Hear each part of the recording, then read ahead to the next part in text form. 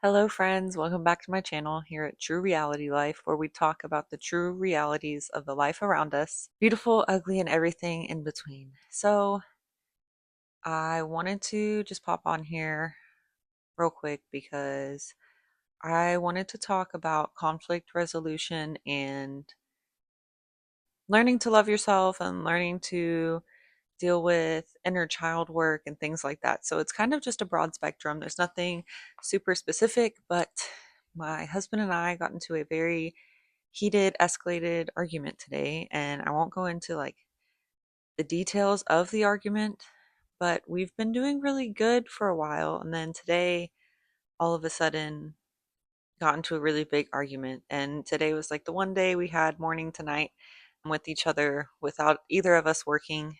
So I don't know if it was like self sabotage or what it was, but I kind of just wanted to talk through it and how we resolved it in the end. So there's always a lesson to learn in every conflict and every challenge that we face. There is always a reason and a lesson that we can take from it. Whether you believe in God is providing that challenge for you to learn and grow, or just life in general, it helps to just focus on the positives and the outcome of it, because I usually let arguments ruin my whole day, and I did let it ruin a big chunk of today, but I'm here on the other side of the resolution, and we've just learned and grown together as a couple. So I just wanted to get on here and share that with you guys. So let's say, in hindsight, there are a few things that contributed to this argument, I would say. After I processed it a little bit, I realized that my husband and I have been doing good for a while, which is really, it's exciting, but it's also really scary for me as a person, because I've found conflict to become comforting because I'm so used to it, and that's hard to admit. But I was talking about this in therapy the other day, how I almost like am seeking out an issue where I question my husband more because we've been doing so good. I'm like, oh, it's too good to be true almost. So I'm almost trying to find a negative in our relationship to discredit everything that's been going so well. So, in addition to that, of having that innate feeling to just self sabotage almost, there's also been an expectation that's arised, that I expect something from my husband. Where in the beginning, when we were doing good, I was showing a ton of appreciation of, oh, thank you for doing this, or thank you for being kind in this moment, or thank you for giving me the time that I needed, and just showing a lot of appreciation to him. But I noticed the more that we've been doing good, it's become more of an expectation for him to do those things. And I haven't been very intentional about being grateful to him and what he's doing for me here lately. I even notice sometimes whenever I'm driving to work, I'm like, oh, I forgot to thank him for that. I need to send him a text later or whatever it may be. And then I just forget to. So my appreciation of him has kind of fallen off. And I know that's very important as a man in the relationship to feel appreciated, because that's going to keep them motivated to continue to do good. So any of you ladies out there, try to show your men some appreciation from time to time, even for the tiniest things. I know we have different roles in the household, and we do come to expect things like, oh, I have this standard for you that you're going to do the laundry if I do the dishes. If I cook, you're going to clean, and blah, blah. And those become like a natural state of expectation. But we also need to make sure to be thankful to one another. And that goes both ways, for the men to the women as well. We all need appreciation to continue our motivation to keep going. But aside from that, I guess I'd been falling off appreciating my husband more. So today he woke up a little grumpy, and I felt like we were falling back into our old patterns because I was having to fight to wake him up. So then I was already building resentment. So then whenever he finally woke up and still wasn't really doing anything, I was like, oh my gosh, what's the difference of you even being awake and all of these things, and taking out my resentment on him. And then he was feeling underappreciated. So he started coming from a place of defensiveness because he didn't feel like he was good enough. And then his defense mechanism is to shut me out, which then I already feel so isolated, and that has become my norm. So then I'm fighting for a place of safety, and that's really hard to connect whenever he pushes me away and I want connection. So then I start building up my wall of defensiveness, and it just went south from there. Every little thing created an argument, every little thing was triggering. We tried to take a break from each other. We just got more and more petty, if you will, and it's just not very healthy. So eventually we were able to take some time to ourselves and really just process what was going on. And I was able to reflect on my inner child. I did and said some things. I got very heated. I yelled, and I really don't like to do that because it's an ugly space to be, and I recognize that. In the moment, it's so hard to admit where you're wrong and you shouldn't be yelling, and you know you shouldn't be yelling, but you feel so unheard. People yell whenever they don't feel heard, so you yell to try to compensate, thinking that that's going to make somebody listen to you, and it's the furthest thing from the truth, yet we continue to do it. I haven't yet been able to explain that pattern of it, but we yell to be heard. And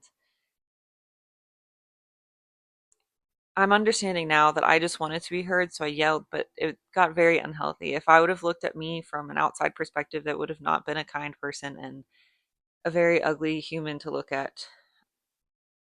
But I see that now, and I recognize now and own it that that was not right of me.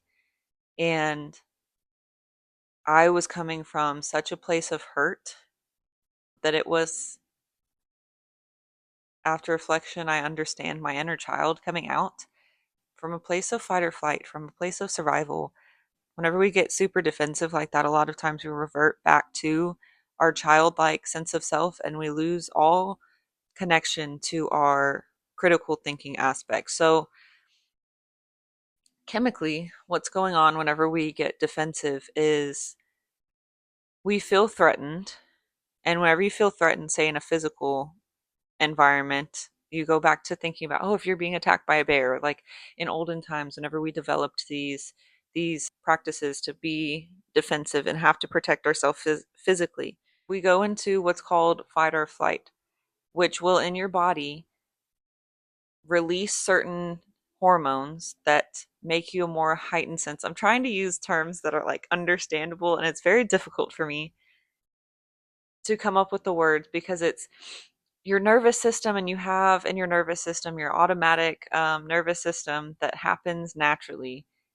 So then you have your sympathetic and your parasympathetic nervous system. Your sympathetic nervous system is your fight or flight response. So it releases certain hormones like adrenaline and things like that to try to get you going so that you can either run or have to fight.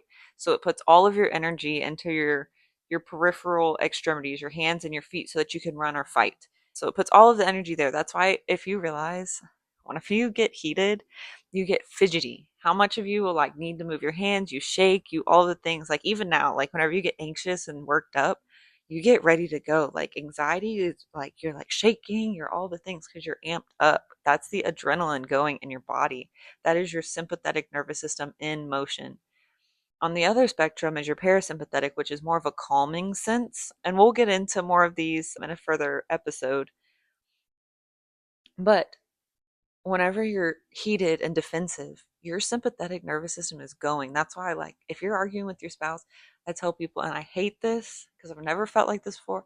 I've never wanted to punch somebody so bad in my life, except with my husband, because he knows how to push the exact buttons to get my sympathetic nervous system just going.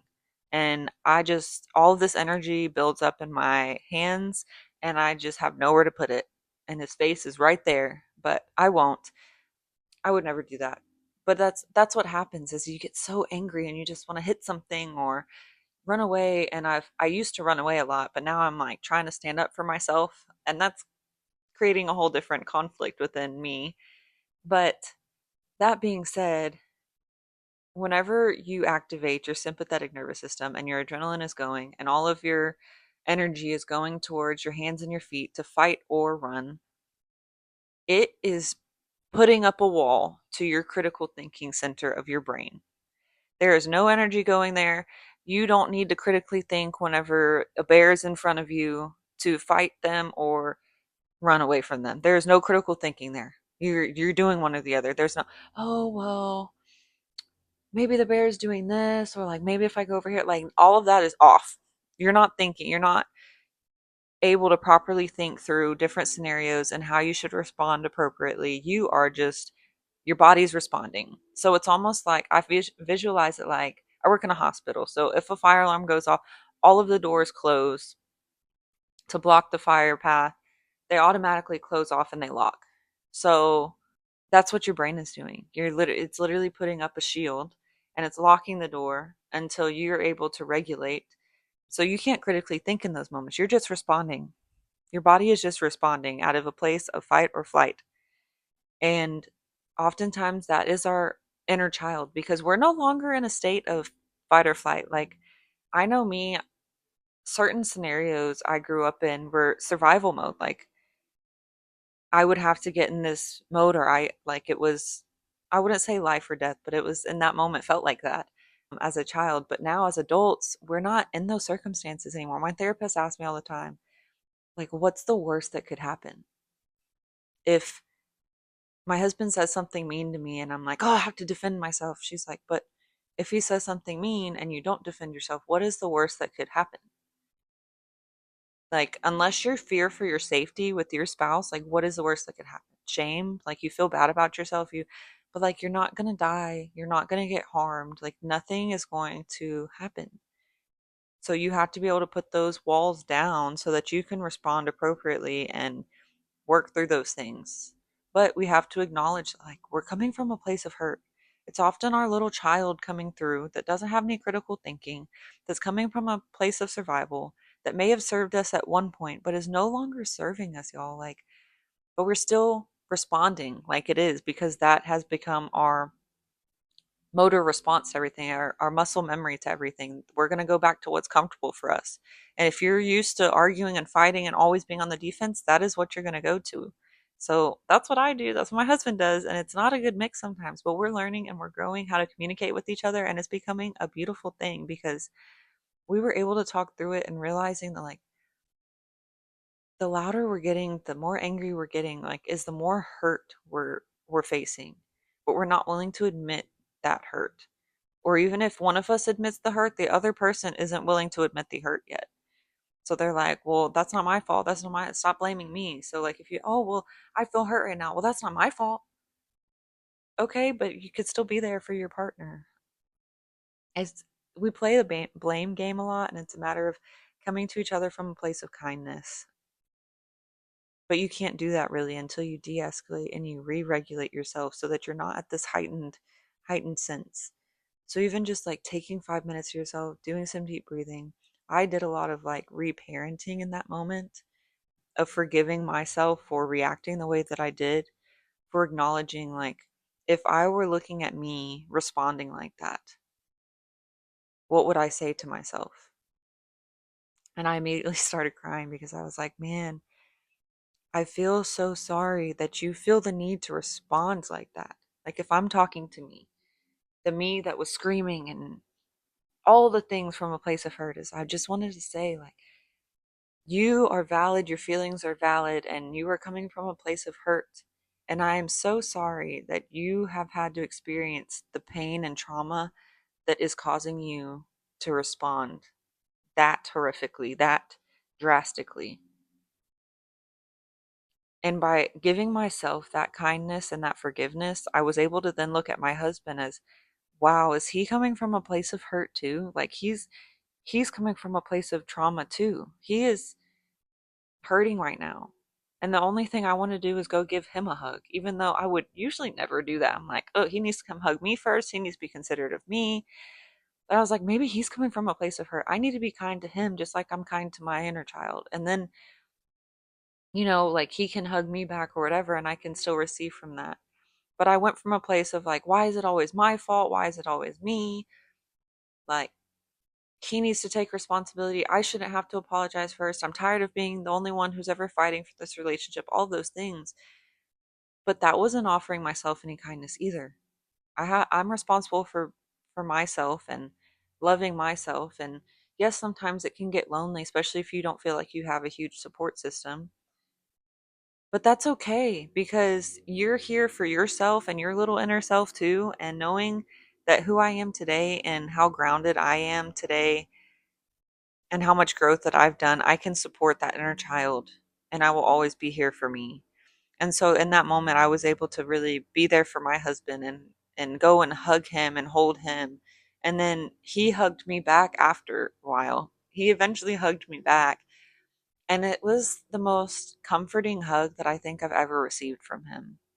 Like I just wanted to like curl up, and I love hugs, but I didn't receive a lot of hugs growing up, and I am uncomfortable with hugs from like my parents now and like things like that. But I love giving people hugs, and I love being like the intentional hugs, whenever it's like I'm really here, I'm really present. I love those kind of hugs. And so that was really rewarding. And so now we're able to face today with a new insight and a new understanding from each other and a new compassion for each other. So I would advise anytime you can is just be intentional. You see somebody getting angry, don't be like, "Oh my gosh, they're crazy. They're whatever." It's like, "Wow, that person is really hurting. That person is really, really hurting. They have not dealt with some sort of trauma and they are coming from a place of defense." And you just think of them like a little kid, of like, I know kids throw tantrums and things like that, but it's because they feel misunderstood. And adults are the same way. We throw the biggest tantrums and we get the angriest whenever we feel misunderstood and are coming from a place of hurt and not feeling seen. So just understand, like, the people who seem the craziest in their responses are usually the ones that have the most trauma, and they're the ones that have unhealed trauma. They don't have resources to therapy or self help or anything like that. So they're trying to face these things and are lost and are alone. So just try to face every conflict you encounter with compassion and consideration. So that's all I really wanted to get on here and say. It was probably longer than I thought it was going to be, but I feel really good about it. It's probably all over the place and it is what it is, but we're learning, we're growing, we're practicing. But thank you for showing up today and watching my video. Try to post consistently every Wednesday, so tune in and I'll see you next time. Thank you. Bye.